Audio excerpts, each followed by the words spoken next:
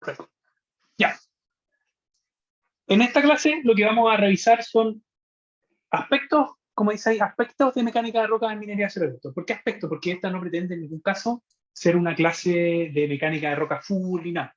Solamente me quiero pasear un poco por los conceptos básicos que tiene la mecánica de roca aplicada a la minería de cielo abierto y, digamos, para tener una base mínima de lo que significa, de cómo afecta la geomecánica en la minería de cielo abierto, a medida que uno hace un hoyo en la superficie. ¿Ya? Entonces, aquí hay un montón de definiciones que no me voy a detener en estas horas, las pueden leer ustedes con más calma. ¿Ya? Pero básicamente es hacer la distinción en que la mecánica de rocas, uno muchas veces va a escuchar geomecánica o mecánica, o mecánica de roca o geotecnia, como que fueran, o que son lo mismo, pero no son tan lo mismo. Básicamente la mecánica de roca es estudia la roca en sí mismo, y la geomecánica incluye el suelo, ¿ya? El suelo, que es un material básicamente que no está consolidado. Y todo eso en su conjunto, digamos, la mecánica de roca, la geomecánica, que habla del suelo y de las rocas, todo eso se entiende, lo abarca la ingeniería geotécnica, ¿ya? Así como hay ingenieros de minas que son planificadores, así como hay ingenieros de minas que son metalurgistas, también hay ingenieros de minas que son geomecánicos, ¿ya? Son como áreas donde uno se puede especializar en este mundo, ¿ya? Cosas que también es bueno saber y entender es que cada vez que yo hago una excavación en un macizo rocoso, lo que yo hago, estoy cambiando los esfuerzos que están reinando ahí, y por lo tanto el macizo rocoso se tiene que reacomodar a un nuevo estado de equilibrio. Ese nuevo estado de equilibrio puede ser como nos gusta a nosotros, que tenga la forma de la excavación que yo quería que tuviera, o también se podría derrumbar, que también es un estado de equilibrio para la naturaleza, pero que a nosotros no nos interesa. ¿Ya? Lo más complejo de la mecánica de roca y de la geotecnia, básicamente, es que nosotros vamos a tratar con un material que no es ni homogéneo ni isótropo, no cumple ninguna, me atrevería a decir yo, de las características que definen un material cuando uno lo estudia, por ejemplo, en un ramo como, no sé cómo se llamará ahora, pero este ramo en que uno tiene una viga, le aplica una carga y calcula las deformaciones. En que uno tiene una viga de acero perfecta, o tiene una viga de concreto perfecta, o lo que sea. Uno conoce el material. Aquí es difícil conocer el material, porque cambia en todas las direcciones, ¿ya? No es homogéneo. Y eso lo hace que sea muy difícil de modelar. Y la forma con que normalmente se modela un yacimiento es a partir de partes chiquititas, ¿ya? Entonces, conversábamos ahí recién que el macizo rocoso es discontinuo, es anisótropo y no es elástico, ¿ya? Generalmente cuando uno hace estudios de materiales, los materiales son elásticos. Con el que yo los deformo, vuelven a su estado original. Muchas veces en minería, cuando yo deformo un material, este material no vuelve a su estado original y queda deformado, ¿ya? Entonces, nosotros, o sea, la forma que tiene la ingeniería geomecánica de abordar este problema es que ellos van a tomar muestras del macizo rocoso, muestras que estén intactas y que uno pueda asumir, siempre es un supuesto, pero que uno pueda asumir razonablemente que las características de esa pequeña porción de roca que yo estoy tomando son lo suficientemente constantes como para poder ser extrapoladas, ¿ya? Obviamente al momento de extrapolar yo voy a escalar esas propiedades por algunos factores y algunos ajustes, pero eso es básicamente el método. Tomar una muestra pequeña y después escalar el resultado hacia el macizo rocoso completo. Y por supuesto uno puede tomar un montón de propiedades de la roca que la mido en el laboratorio. Voy, saco una muestra, la corto y veo cuánto resiste a la compresión axial, a la compresión triaxial, a la tracción, cuánto se degrada si es que yo le estoy echando agua, cuánta es la porosidad que tiene, un montón de propiedades que se pueden medir. ¿Ya? El problema que tenemos básicamente con este método es que muchas veces las muestras que tomamos están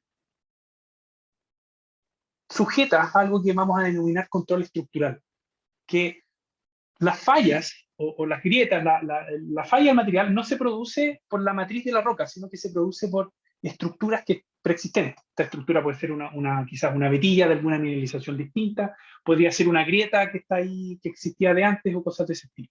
Entonces, vamos a tener que ser bastante específicos y tratar de diferenciar cuando yo tengo una muestra o datos que fueron tomados de rocas que fallaron con o sin control estructural. ¿Ya? Porque eso hace la diferencia.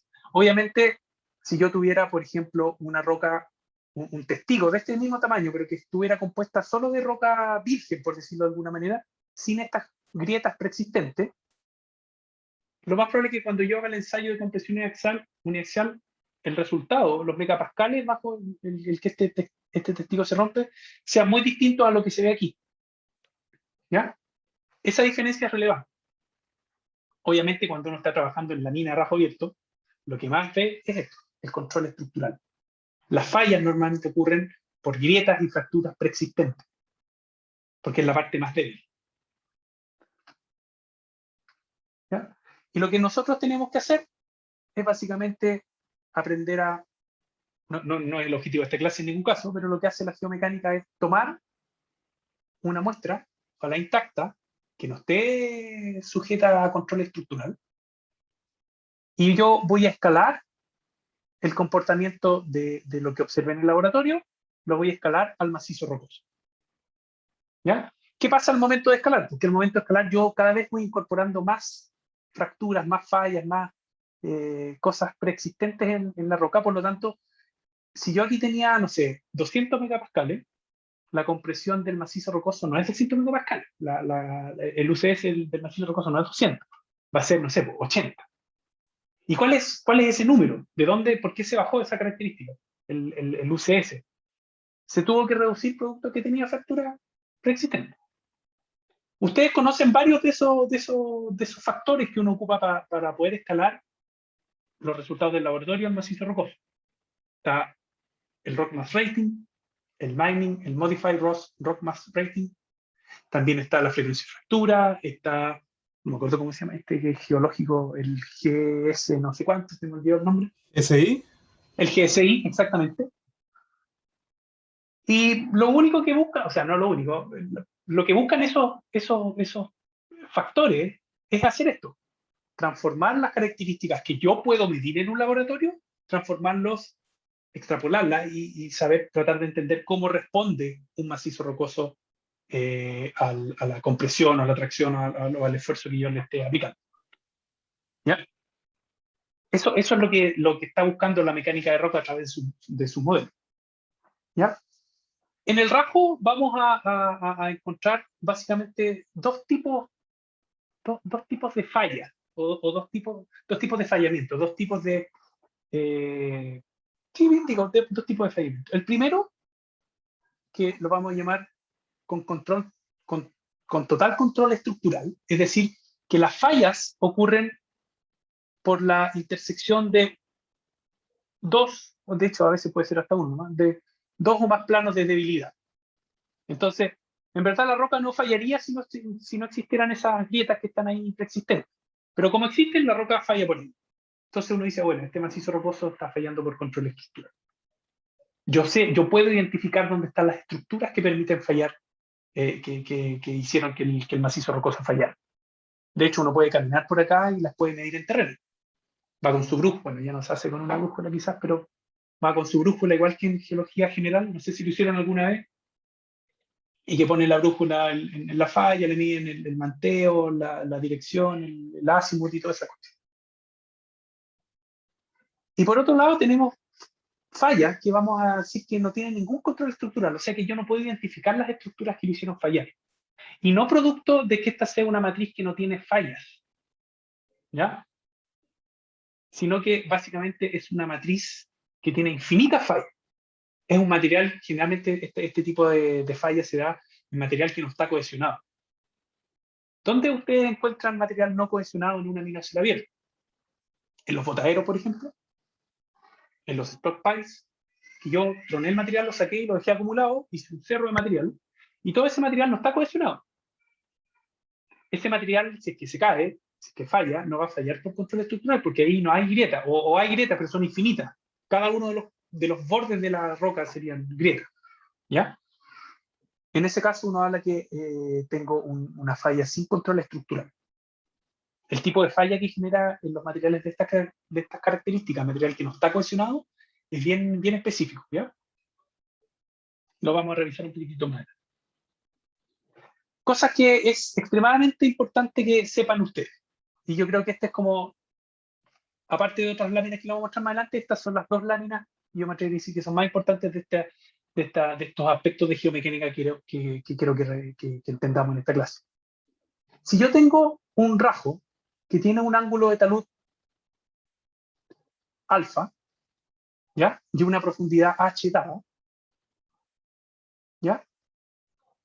De hecho, a este quiero. Bueno, para que hagan el ejercicio. Ustedes pueden calcular la relación lastre-mineral en función de alfa, ¿ya? Y van a entender de acá que mientras más alto sea el ángulo alfa, menor es menor es la relación lastre-mineral, por lo tanto, desde el punto de vista económico, es más positivo. ¿Por qué? Porque yo puedo sacar la misma tonelada de mineral, pero sacando menos lastre. O sea, mientras mayor el ángulo alfa, mejor. Y el ángulo alfa siempre se mide del horizontal hacia arriba, no al revés, ¿ya? Para que no se vayan a equivocar con eso. No es que sea así por algún aspecto matemático, ni nada, es solamente una convención. Los ángulos se miden desde el horizontal hacia arriba. Entonces, mientras más alto el ángulo, mejor. Pero ¿qué pasa? Mientras más alto el ángulo, también el macizo rocoso es más propenso a fallar. Entonces tengo que encontrar un equilibrio ahí entre la economía y la estabilidad. ¿Qué tenemos que tener en cuenta? Imagínense que ustedes tienen un ángulo alfa dado, fijo, estable, para una profundidad h. ¿Ya? O sea, el ángulo está fijo, la profundidad también está fija, la conozco. Si es que yo empiezo a incrementar la profundidad sin cambiar el ángulo, o sea que voy haciendo un hoyo más profundo solamente, manteniendo el mismo ángulo, ese talud puede fallar. Porque el ángulo, existe un par ordenado, podríamos decirlo así, de estabilidad que relaciona la profundidad con el ángulo. O sea que distintas profundidades tienen distintos ángulos estables, ángulos máximos estables. Obviamente, si le pongo 0 siempre va a ser estable. ¿Ya? ¿Cómo se ilustra eso? Quiere decir que, por ejemplo, si yo tengo un ángulo alfa dado y tengo una altura, el pit tiene una profundidad de 20 metros, voy a tener un factor de seguridad súper alto. Esto, el FI es el factor de seguridad, la resistencia al corte dividido por el esfuerzo de corte. ¿Cuánto resiste la roca versus cuánto le estoy aplicando a la roca versus cuánto resiste la roca? Si esto es mayor que 1, estamos en el mundo estable. Si esto es menor que 1, estamos en el mundo inestable. Entonces, si tengo un ángulo fijo, pero empiezo a aumentar la profundidad, o sea que voy haciendo un hoyo cada vez más profundo, pero siempre con el mismo ángulo, va a llegar un momento, el factor de seguridad empieza a disminuir y va a llegar un momento en que me voy a pasar del mundo inestable, o sea, del mundo estable al mundo inestable, y esta cosa va a fallar. ¿Qué consecuencias tiene eso? Que uno no puede decir el ángulo de talud es estable, el ángulo para el cual este rajo estable es 60 grados. No, 60 grados, ¿y qué profundidad? Van de la mano esas dos cosas. Quizás 60 grados hasta 100 metros, y de 100 metros para abajo es menos, es 50 grados. ¿Ya? Esto obviamente se podría haber afectado por la anisotropía, dado que el macizo rocoso no es uniforme y no tiene las mismas características geotécnicas en todo su dominio. ¿Ya? De la misma manera, si yo tengo una altura constante, fija, y tengo un ángulo, y lo empiezo a incrementar, va a llegar un momento en que ese ángulo es tan parado, acuérdense que el ángulo se mide desde el horizontal hacia arriba, en que el ángulo es tan parado que esto va a transformarse del mundo estable al mundo inestable. Entonces, ¿a qué llegamos con esto? En que básicamente el talud puede fallar porque el talud es muy alto o porque la profundidad es mucha. Puede fallar por los dos lados. ¿Ya? Entonces, eso hay que tenerlo en consideración.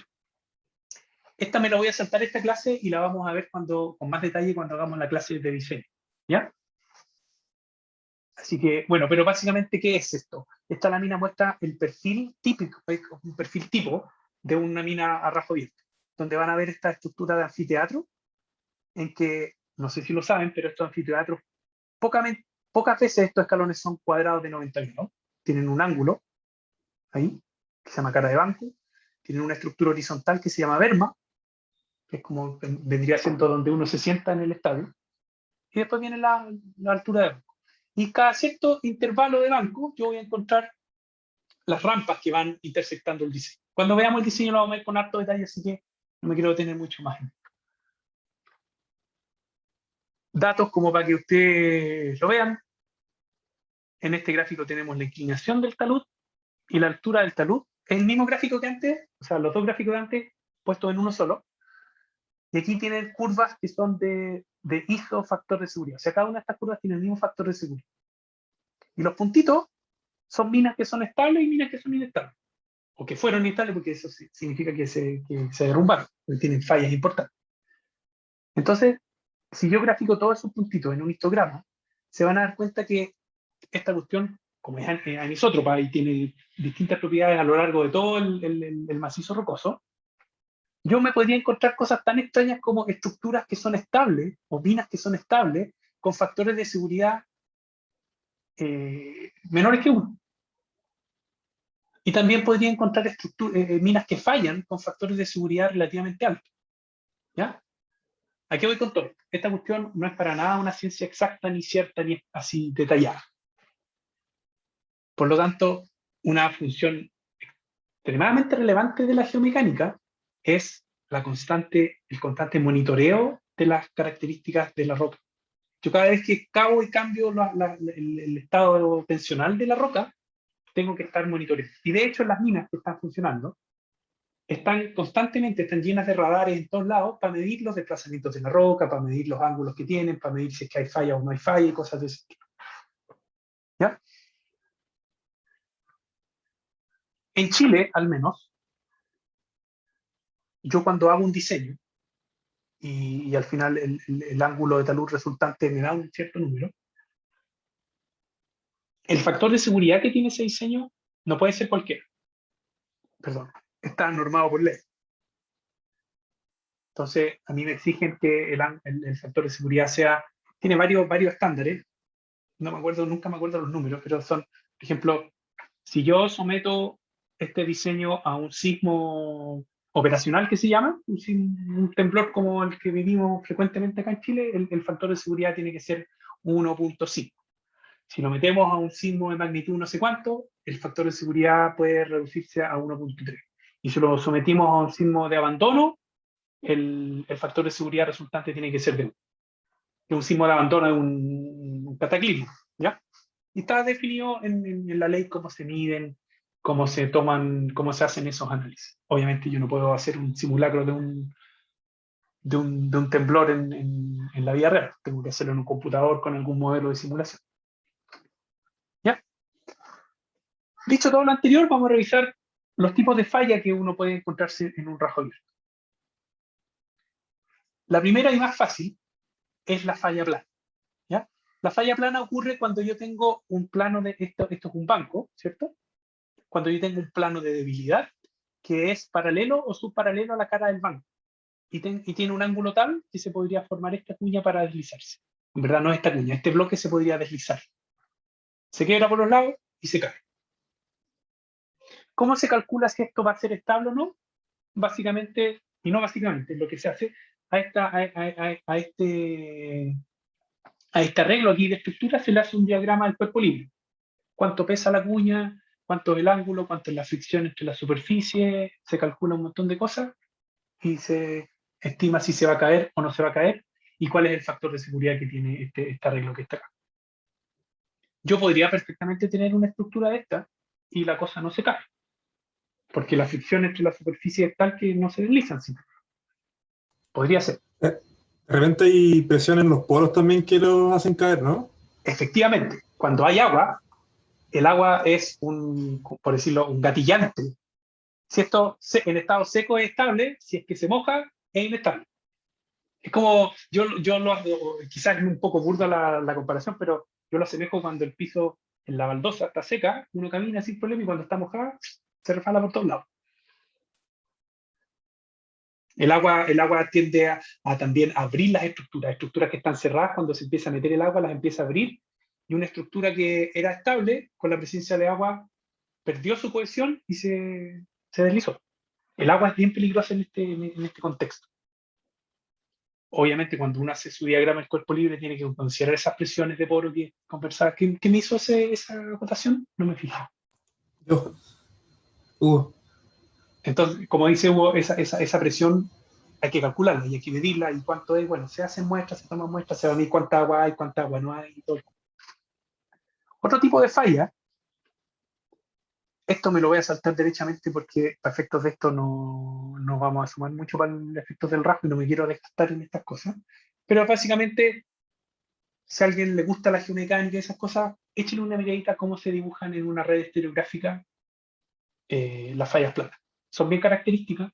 ¿Y por qué estaba esto aquí en las láminas? Bueno, cuando está el mundo presencial, valía un poco más la pena quizás de gastarse en esto, pero básicamente uno no mide, uno nunca se va a encontrar en la vida real con esto, así con una cuestión de libro, oh, mira, ahí está la falla. Lo que uno hace, va a medir estructuras en terreno, no sé si se acuerdan de esto, lo habrán visto en algún momento, me imagino que sí, y yo grafico los polos de las estructuras que estoy midiendo.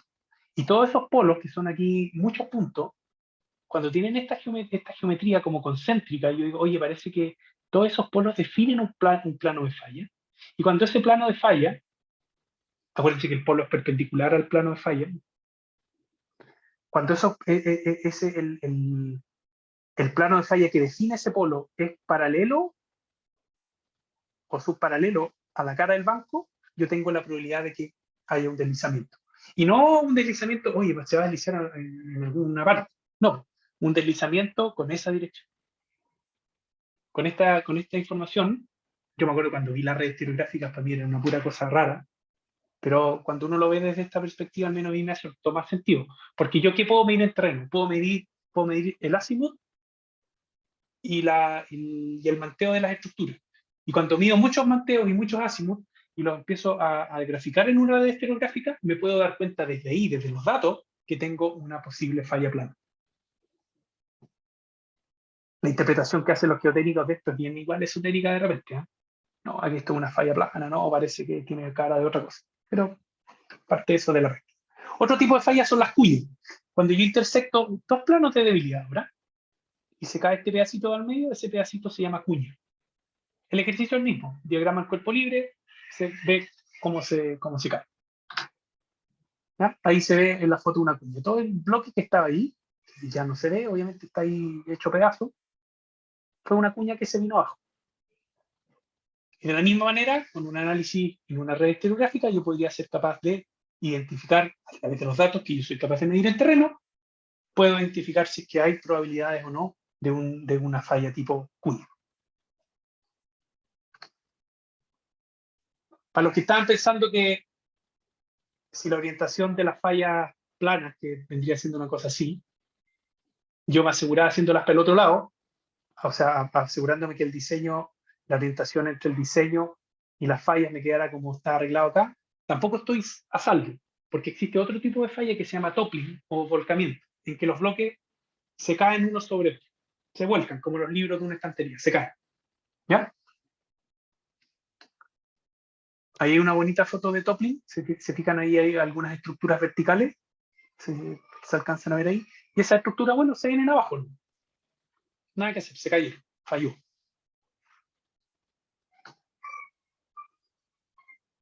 El análisis con este diagrama del cuerpo libre, con el toppling, quizás podría ser un poco más complejo, porque van a haber algunos bloques que se deslizan, otros bloques que se vuelcan, y otros bloques que son simplemente estables. No están cohesionados con el macizo rocoso, pero no se mueven, están ahí y se quedaron. Y por último, las 3 o 4 anteriores que vimos son fallas con control estructural. La definen planos de debilidad, estructura. Falla plana, la cuña, el toppling, la definen planos de debilidad. Las fallas sin control estructural, básicamente nos vamos aquí las fallas que no tienen control estructural se llaman fallas circulares, ¿ya? Y es básicamente por lo que uno vea que encima es un círculo, y ese es o un semicírculo. Y ese semicírculo, si ustedes lo describieran en planos, claro, tienen infinitos planos de debilidad ahí, ¿cierto? Perdón. Tienen infinitos planos de debilidad. Y esos infinitos planos de debilidad hacen que esto se pueda caer. ¿Por qué esto es peligroso? Porque esto efectivamente en una mina se podría ver así, un botadero se podría ver perfectamente así, ese es el diseño del botadero y los camiones vienen a vaciar tierra acá. Y cuando aparecen grietas en los botaderos, es bien peligroso, porque si hay un camión acá, cuando esto se cae, bueno, el operador del camión se puede morir, obviamente.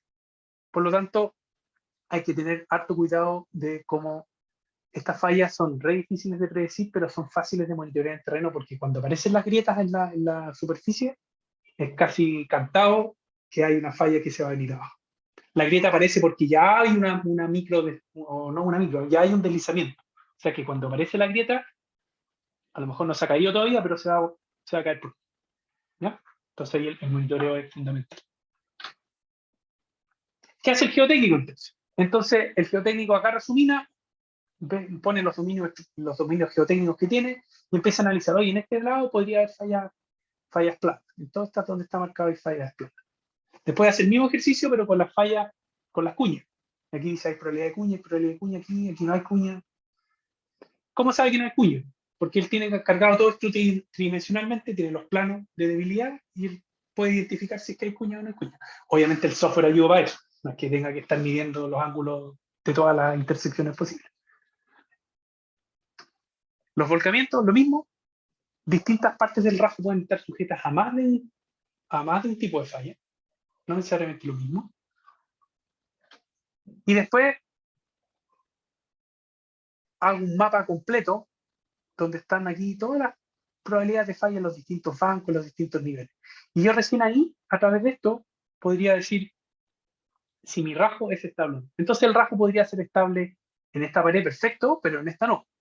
Entonces en este lado podría tener un ángulo de 50 grados y en este lado va a tener que tener un ángulo de 40 grados porque es más inestable.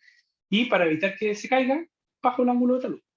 Hago verma más ancho, bajo el ángulo cara de banco. Tengo alternativas en el diseño para poder bajar los ángulos de talud. ¿Ya? ¿Se entiende esto? Es una pasada bien rápida, sé que es bien rápida, no me interesa en el detalle esto, pero sí me interesa que sepan.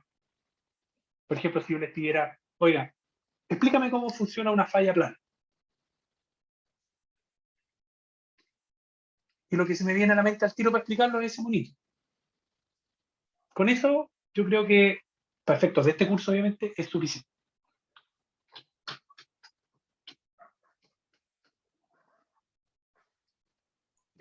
Profe, una pregunta.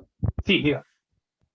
Ya para el caso, por ejemplo, de los dominios, se podría cambiar el ángulo de taludito, pero entre dominios que estén juntos yo podría cambiar la altura del banco o una vez que se define ya es igual para todos. Mira, en general, la altura de banco la definen los equipos que tú vas a ocupar. ¿Ya? Entonces, en general, no digo siempre, porque yo he visto minas que tienen 15 metros y después 10 metros, pero en general la altura de banco es constante. O sea, constante en un nivel, porque podrías tener bancos de 15 metros en la parte de arriba y bancos de 10 metros en la parte de abajo, pero para un mismo nivel, la altura de banco es constante. Y la variable, el juego piernas que tú tienes, básicamente te lo da. Si tú tienes esto constante, la altura de banco constante, pero tú aumentas esa distancia, ese ancho de vermo, el efecto es el mismo, bajar el ángulo de tal.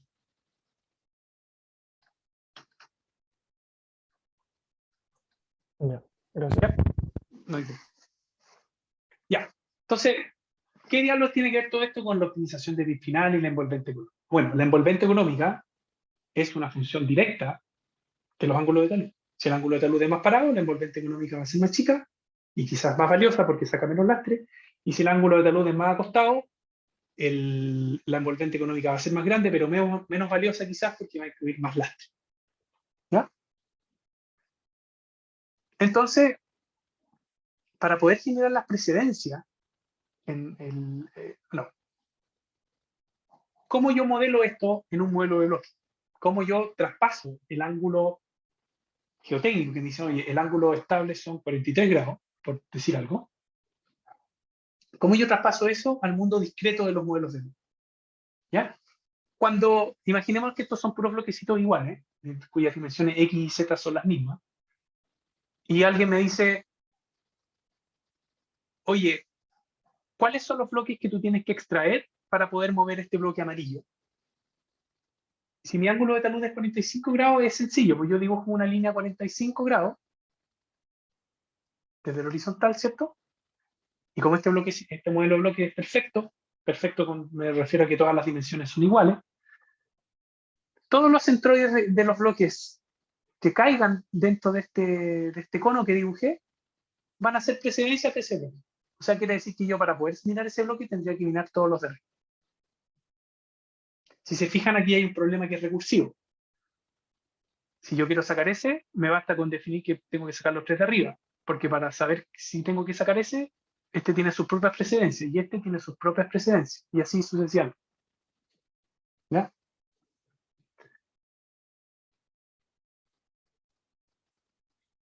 Ahí, si leen el texto, básicamente dice lo que le estaba diciendo. En el mundo regular y en el 2D, ¿es re fácil definirlo así? Sí. Pero ojo, cuando se pasa en el 3D no es lo mismo, porque el cono pasa a ser si lo miro en planta, el cono es un círculo. Entonces, cuando voy dando la vuelta, quizás no necesariamente los 45 grados van a ser perfectos. Pero ¿qué pasa cuando tengo un ángulo que no es 45 grados? Puede ser, ¿cierto? No, de hecho, pocos bits tienen un ángulo de 45 grados y bloques regulares para hacerlo así perfecto. Lo que yo hago básicamente, y imaginémonos que ese es el ángulo el que yo quiero tener, o sea, debe ser como 60 grados. Lo que yo hago es determinar una altura a la cual yo voy a definir mis precedencias. Por ejemplo, dibujo mi cono y digo, ¿sabes que si considerara un nivel de presencia, o sea que voy a considerarlas como las presencias de este bloque, aquellos bloques que están dentro del cono y que además están solamente un nivel por arriba del bloque amarillo? El único bloque cuyo centroide cae dentro en esa definición es ese bloque verde. Este de aquí no cabe porque el centroide queda afuera del cono. Lo mismo con este. Entonces, si yo me quedara tranquilo y dijera, oye, con un bloque de alcance en el eje Z, en la altura, me quedo tranquilo, no está bien. Porque si bien es cierto, ese ángulo es, no sé, 60 grados, el ángulo efectivo que yo tengo entre ese bloque y ese bloque es de 90 grados. Y si yo hiciera lo mismo con este, me diría que la precedencia del bloque verde es el bloque de arriba, y así sucesivamente. Y si yo incorporara eso en la optimización de bit final, resulta que podría ser un hoyo perfecto, sacar una única columna de bloque, lo que no es correcto. Porque significaría que efectivamente yo quería tener un ángulo de 60, pero como consideré solamente un bloque, al final el ángulo efectivo que obtuve fue de 90 grados. Entonces, ¿qué hago? Bueno, incorpora más niveles. Entonces, incorporemos dos niveles. Para sacar el amarillo tengo que sacar el verde, y además, como esto está en el segundo nivel y estos centroides caen, tengo que sacar estos cuatro bloquecitos. Si mido el ángulo de los centroides de los bloques, del centroide al centroide, ese ángulo me da más o menos 63 grados, que da re parecido a los 60 grados que tiene las líneas.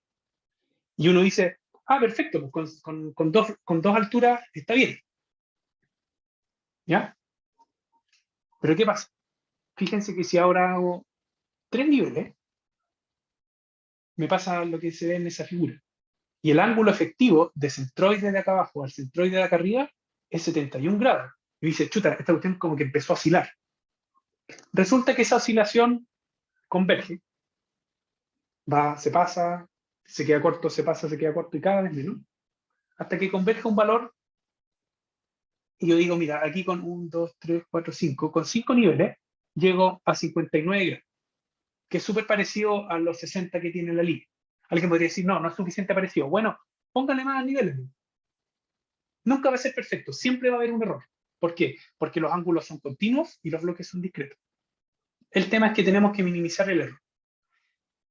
Y alguien va a decir, bueno, ¿y por qué no ponemos todos los niveles del modelo de bloque?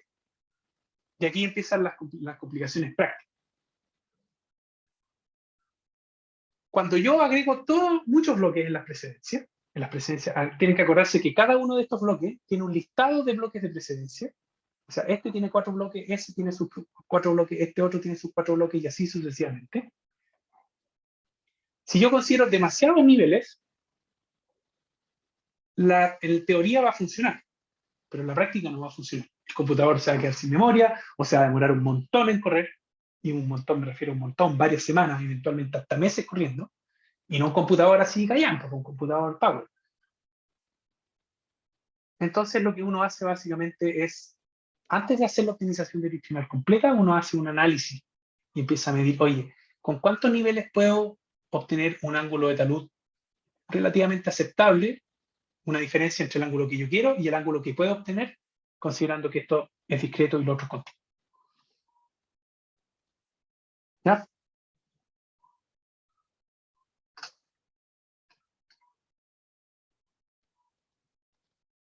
Se me está olvidando algo de esto, no me puedo acordar. En este mundo 2D, para la tarea, a mí me basta que consideren algo como que para sacar un bloque tengo que sacar los 3 de arriba. Para la tarea no necesitan hacer más que eso. De hecho, eso es lo que está implementado en el Lerchi-Grossman que les pasé. ¿Ya? Sin embargo, tengan la precaución de entender qué ángulo significa el bloquecito de ahí y los 3 de arriba. ¿Por qué? Porque los bloques del modelo de bloque no son todos, no tienen las mismas dimensiones, o sea, no son 45 grados. Acuérdense que los bloques, si no me equivoco, son de 20 por 20 por 15. No me recuerdo bien de cuánto eran los que le pasé. Pero eso hace que conectar el bloque con los 3 que están arriba no genere un ángulo de 45 grados, genere un ángulo menor. ¿Ya? Tengan la precaución de, en su informe, poner cuál va a ser el ángulo de talud que van a considerar. Y eso no tienen que suponer nada, lo miden. En general, y así como cuando tengan que hacer sus tareas de taller minero y esas cosas, un buen número, y no digo que esto les va a servir para siempre, pero quizá un buen número para partir es considerar que ustedes van a ocupar presidencias hasta 8 bloques por sobre el nivel donde están. Con 8 bloques ustedes tienen un buen balance entre que el algoritmo no se demore mucho y también que la diferencia entre el ángulo efectivo y el ángulo que yo quiero sea más o menos consistente. ¿Ya? Entre 5 y 8. Ya sobre 8 la cuestión se empieza a poner exponencialmente más lento. Ahora, si tienen un modelo de bloque chiquitito, un computador pulento, le ponen 15, no va a pasar nada.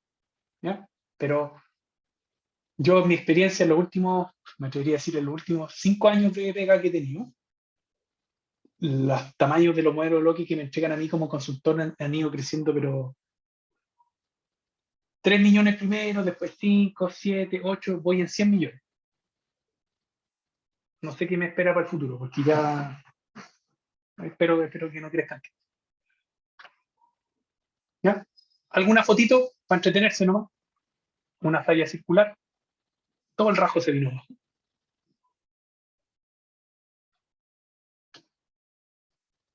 Lo mismo aquí. Todo el rajo para abajo. Ojalá que esto, si ustedes trabajan de ingeniero geotécnico, no les pase. Y obviamente que no sean el operador que está ahí abajo andando en un camión. O en su camioneta de jefe turno dando vueltas en la mina.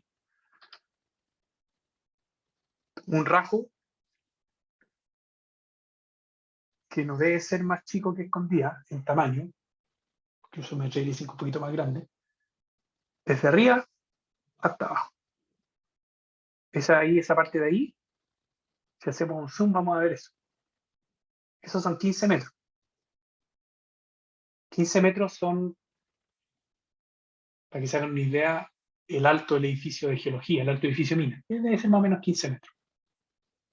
Entonces ustedes tienen aquí 15 metros, aquí otros 15, otros 15, otros 15, otros 15. Imagínense la altura que tiene esta cuestión.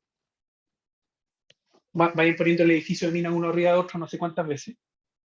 Y toda esa tierra se vino abajo. Y aquí se murió un montón de gente, como 9 o 10 personas.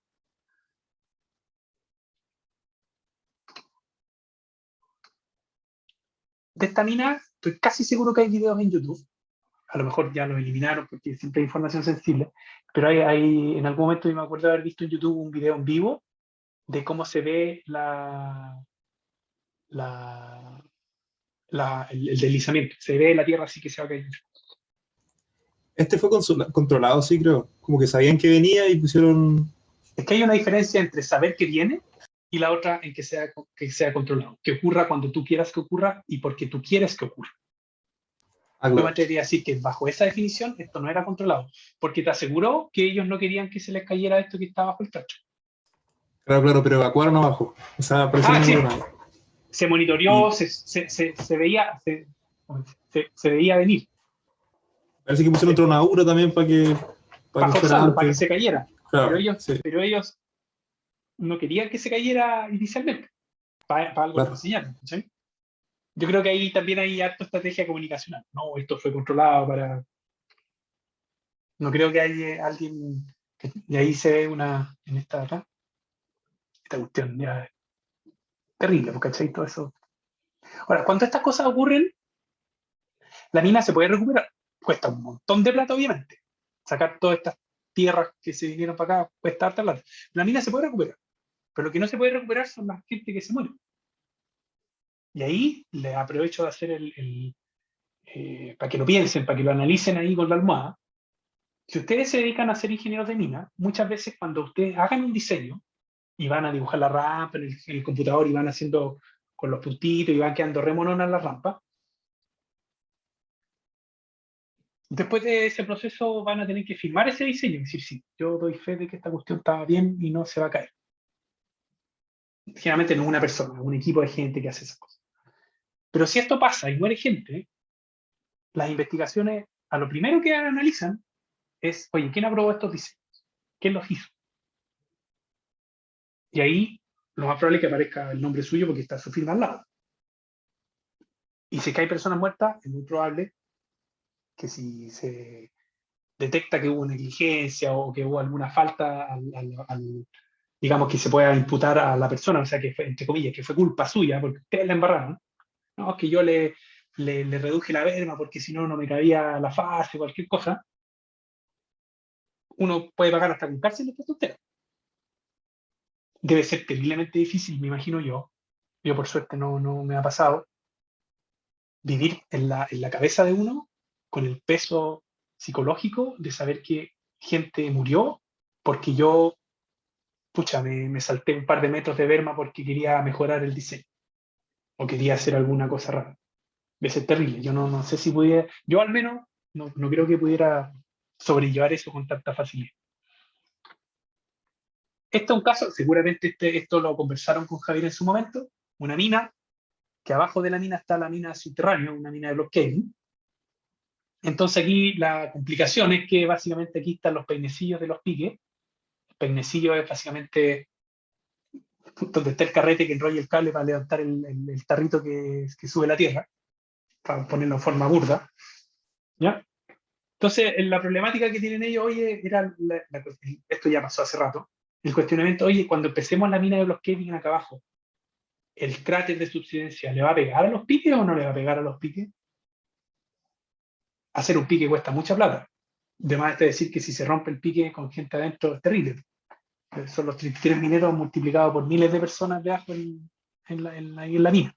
¿Ya? Son cosas que hay que analizar y entender cómo podría afectarse desde el punto de vista geotécnico. Esa es la clase de hoy día. La hice mucho más compacta, no quería gastarme más tiempo del necesario.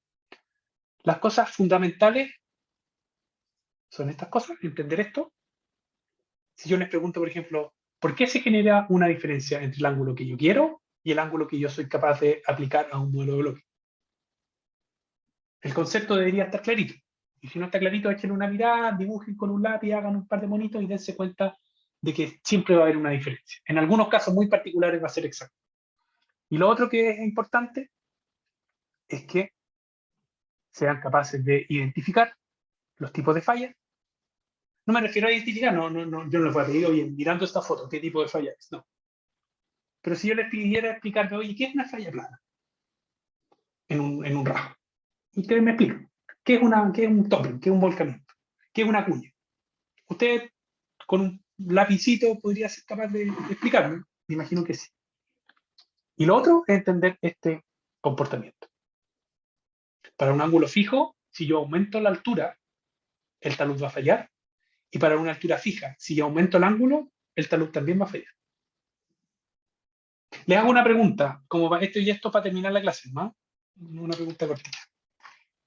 Según eso que les mencionaba, si esta es la topografía, mientras más profundo, más acotado, más plano el ángulo, ¿cierto? Entonces los rasgos deberían tener una forma así, ¿cierto? Un ángulo que cada vez, aquí más parado, aquí más horizontal. No sé, Aquí no más sé si estamos viendo la. Ah, perdón. No, ahí, Estamos en ahí CAD. sí. Ahí, eso, sí. Sí, no, eso otro era nada que, algo nada que. Ya. Según esto que conversamos, ¿ya? Los rasgos debiesen tener una geometría así. Obviamente son como una escalinata, pero quiero ir al concepto. En que el ángulo aquí, como es poca profundidad, el ángulo es más parado. Acá donde hay más profundidad, el ángulo es más acostado. Y el ángulo aquí al final es mucho más acostado porque es más profundo. ¿Ya? Pero resulta que en la vida real, si uno se para en un rasgo, normalmente los rasgos son así. Todo lo contrario, completamente al revés. ¿Qué creen ustedes que pasa? ¿Por qué se da eso? Que la teoría dice una cosa, pero en la práctica pasa otra. ¿Qué hay detrás que no estamos considerando? O sea, yo que estoy obviando a propósito. ¿Qué hay detrás de esto?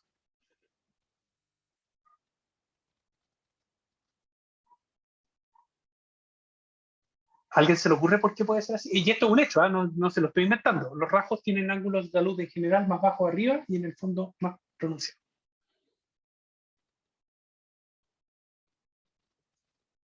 ¿Les suena este concepto?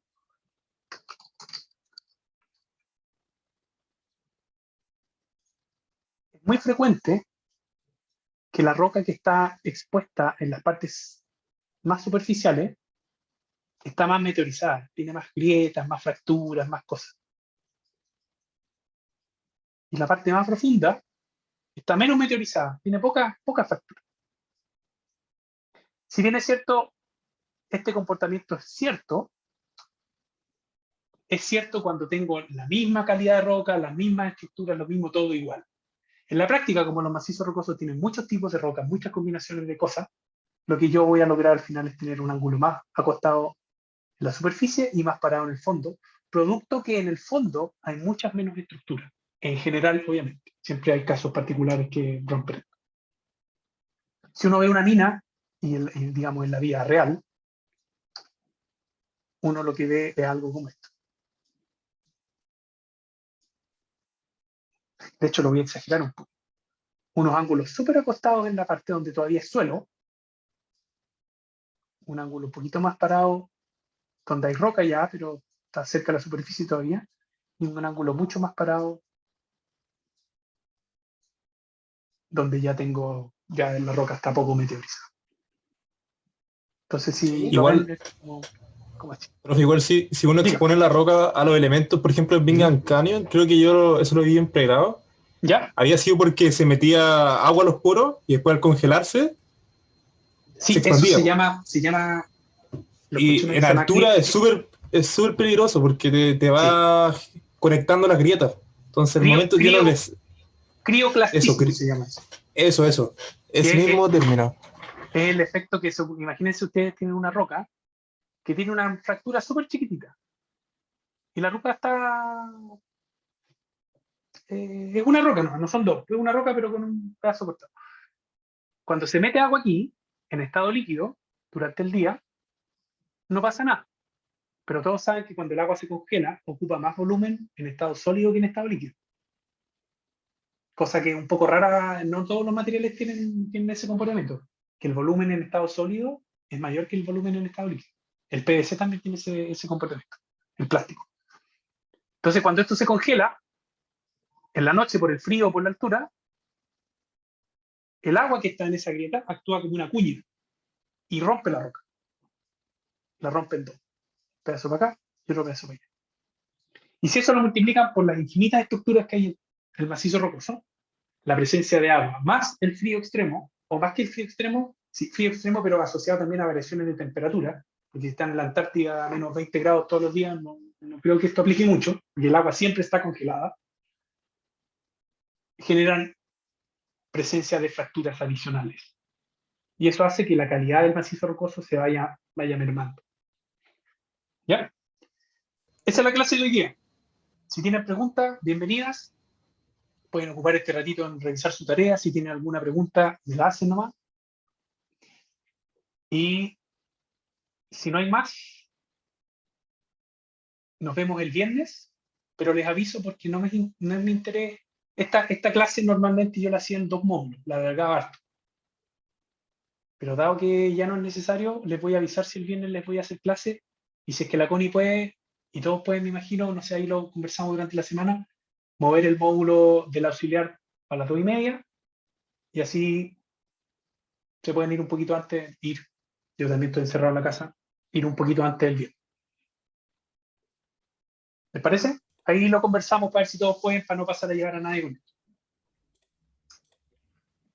Ya pues, entonces, nos vemos. Ya pues, profe. Muchas Nos gracias vemos, por la no sé clase. cuándo nos vemos, según lo que les dije, pero en algún momento. Chao, chao, gracias. Ya, chao, que les vaya Muchas bien. gracias, profe. Ah, Chao, profe, profe. gracias. Chao, chao.